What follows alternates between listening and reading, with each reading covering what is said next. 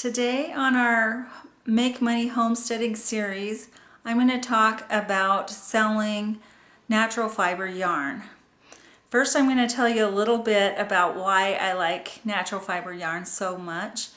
As a child, some of my fondest memories are of going over to my grandmother's house on Sunday afternoons with my whole family, and we would play cards and checkers and things like that until I got sick of it, and then my grandma would pull out a crochet hook and some yarn and have me crochet, help me learn to crochet. And so that's something that I've done since I was just a little girl, and I learned to love it, and she loved it, and it kind of gives me a connection to her now that she's gone when I crochet. She usually had wool yarn, and when she passed away, then I inherited just buckets of wool yarn and played with it and felted it and did all kinds of fun stuff with it. I've made mittens for my kids and put acrylic yarn on the wristbands so that it would be stretchy, and then felted the part that went over their hands, and they kind of grew up with things like that. The blanket behind me is a blanket that I crocheted for my son, and it's all alpaca. It cost about $250 for the yarn, and I've made these for some of my other children as well. Some of them are part alpaca, part wool, but this one is 100% alpaca. So I was actually given some of my alpacas, were given to me. My daughter found them on KSL.com, which is a classifieds in my area.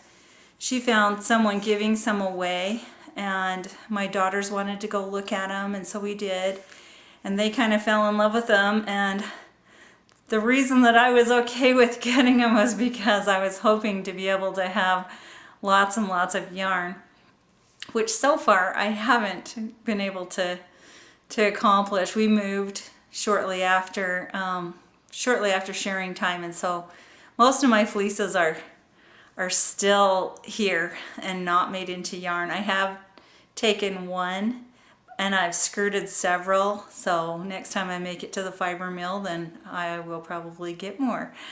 But little by little I'm working on that. My original plan was to get my alpaca females bred and then sell the babies and use that money to pay the mill for the fiber. One thing that I have learned with alpacas is that they're a little bit high maintenance, much more so than sheep. Shearing them costs $35, where shearing my sheep, if I took them to the shearer, it would be $5.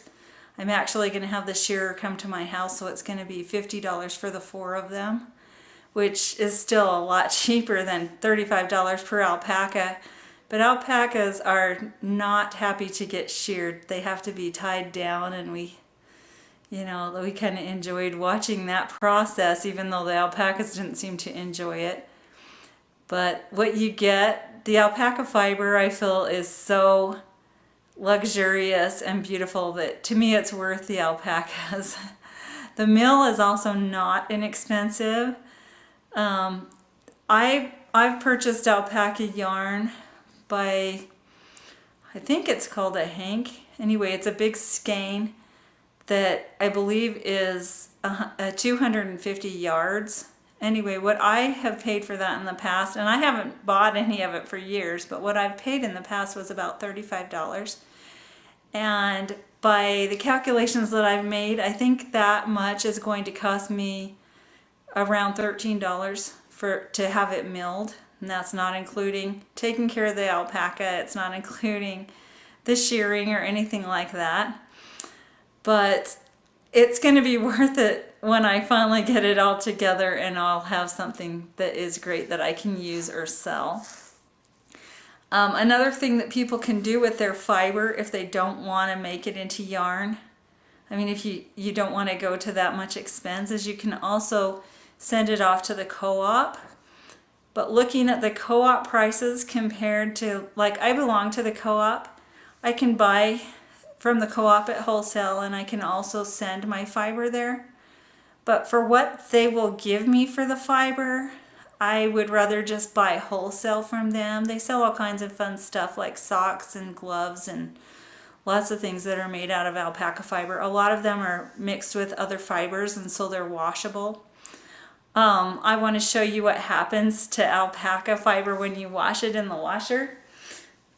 This little blanket here I made, and I did this on purpose. This wasn't felted on accident. I just wanted to try it out. But this was a blanket that was about 2 feet by 3 feet. And anyway, as you can see, it's smaller than that now. And it's also solid. It's felted. What I thought this could be used for is a pad to go under a baby, because if they get all slobbery and wet, it soaks up anything wet like that and can keep them warm. I've actually seen things like this for sale, especially like in England and places like that. Other, like the European countries, a lot of them are into cloth diapers and then using wool soakers, which is what my mother-in-law used when she had her oldest children. My mother-in-law is over 100 years old. But anyway, she said that they used wool soakers over their diapers, and what it did is it wicked the moisture away from the babies. Natural fibers like wool and alpaca they keep their ability to keep you warm even if they're wet. And so to me that's a bonus that you don't get from other natural fibers like cotton. And I think my pioneer ancestors crossed the plains to get to Utah, and in very cold temperatures. Some of them came with the Willie and Martin handcart companies, which are notorious for having bad luck and being stuck out in the snow. But I feel like none of them would have survived without having wool clothing that they were wearing. I think that the insulating power and the ability to keep them warm even though they got wet, I think that's a lot of the reason that they survived. And so to me, kind of keeping that memory alive by using natural fibers for my family makes me feel connected with those people, and also makes me feel like if something bad happened and my family had to be out in the cold, then we would have the means to be able to make the clothing that we would need to be able to survive those temperatures. And I know a lot of the things that we have nowadays are really nice and really lightweight and can keep you warm, but that kind of stuff wears out. And being able to replace it with something that I feel is better makes me feel good. I have actually purchased a lot of alpaca fiber, and one of the places that I purchased it from was Blue Moon Ranch in Woodland, Utah. And I'm just going to put in a little plug for Linda Gardner there at Blue Moon Ranch in Woodland. She has a really cute little store that she sells things from. She has, I think, 45 to 50 alpacas, and she has them sheared every year and has a lot of their fiber made into yarn. And she also does spinning herself. She has things that she's purchased from the co-op that are there available, gloves and socks and things, toward her farm, and then they can shop at her little farm store there. Another place I want to put a plug in for is Crooked Fence Alpaca Shearing and Mill. That's who we use. They sheared our alpacas last year and they're going to do it again this year. And also the place that I've dropped off what fiber I have put in for processing has gone to them. They specialize in alpaca fiber.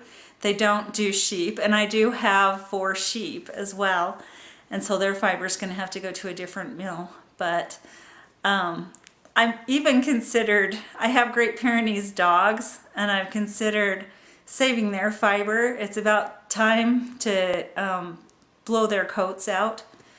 And I've seen that done. I've never tried it, but you can blow out their undercoat with either a shop vacuum with it on reverse so it's blowing, or little machines that they make for that, like for grooming dogs, blow dryers. Anyway, I'm gonna try that.